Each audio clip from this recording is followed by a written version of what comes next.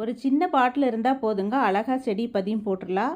பாட்டிலோட மூடியோட சென்டரில் இருக்கிற பக்கத்தை கட் பண்ணி எடுத்துட்டு இந்த மாதிரி ஒரு குச்சியை ஒடிச்சுக்கணுங்க. அது ஒட்டிகிட்டு இருக்கணும், முழுசாக ரெண்டாக ஒடிச்சிடக்கூடாது. ஒடிச்சதுக்கப்புறம் இந்த மாதிரி ஒட்டிகிட்டு இருக்கணும். இந்த மாதிரி ஒடிச்சிட்டு அதில் அந்த மூடியோட கேப்பை போட்டு விட்டுறணும். போட்டு விட்டுட்டு அந்த பாட்டிலில் கோகோ பிட்டை ஃபில் பண்ணிக்கலாங்க. ஃபில் பண்ணிவிட்டு அப்படியே அந்த பாட்டிலை மூடி வச்சிடணும். இப்படி மூடி வச்சிட்டோம்னா ஒரே மாதத்தில் சூப்பராக வேர் விட்டு அழகாக செடி தழைஞ்சிரும்.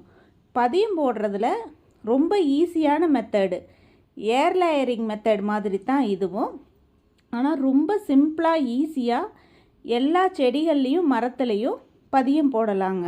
இதன் மூலமாக ரொம்ப ஈஸியாகவே புது செடியை உருவாக்கலாம். ஒரே மந்த்தில் இதிலிருந்து அழகாக வேர் விட்டு வந்துடுங்க.